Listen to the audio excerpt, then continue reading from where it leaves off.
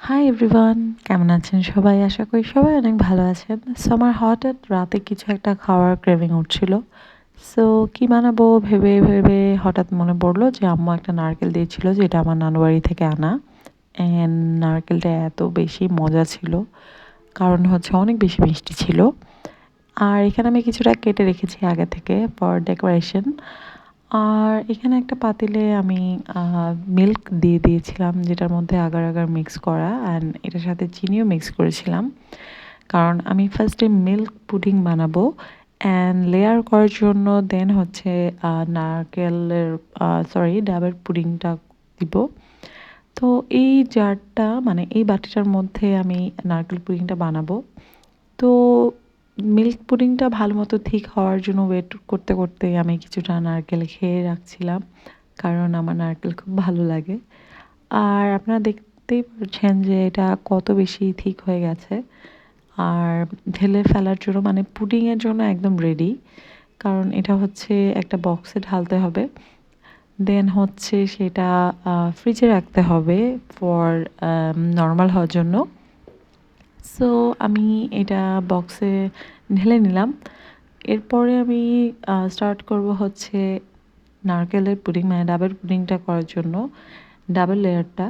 আর পানিটা এত বেশি মিষ্টি ছিল যে আমি ফার্স্টে চিন্তা করছিলাম যে হয়তো কোনো সুগার না দিলেও চলবে, বাট আসলে সুগার যদি না দেই তাহলে হচ্ছে যখন অনেক কিছু মিক্স করা হবে তখন হচ্ছে সুগারটার টেস্টটা অনেক কমে আসবে। সো এর জন্য আমি হালকা করে একটু সুগার মিক্স করি। আর এখানে আমি মালটার আগার আগার নেই, যেটা আমার কাছে মনে হয় ভালো।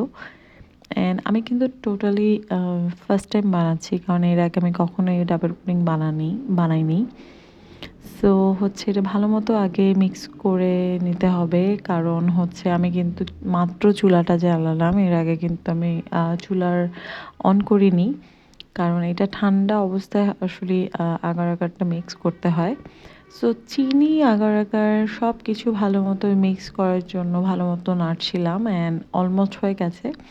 সো আমি একটা গোল চামচের মাধ্যমে এটা আস্তে আস্তে করে ঢেলে দিচ্ছি, কারণ হচ্ছে যদি আমি একবারে ঢালতে চাই তাহলে মিল্ক পুডিংটা ফেটে যাওয়ার সম্ভাবনা থাকে।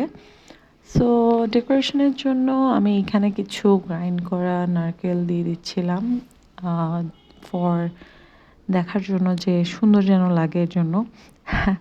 অ্যান্ড আমি এটা 1 আওয়ারের জন্য এটা রেস্টের জন্য দিচ্ছি। সো আফটার 1 আওয়ার এটা অলমোস্ট রেডি, অলমোস্ট না একদমই রেডি যাই হোক।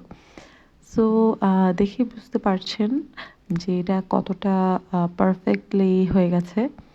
অ্যান্ড আমার মনে হচ্ছিল যে কাটতে কাটতে চিন্তা করছিলাম যে একটু মনে হয় হার্ড হয়ে গেছে, কারণ মেবি আমি আগার আগারটা একটু বেশি মিক্স করে ফেলেছি।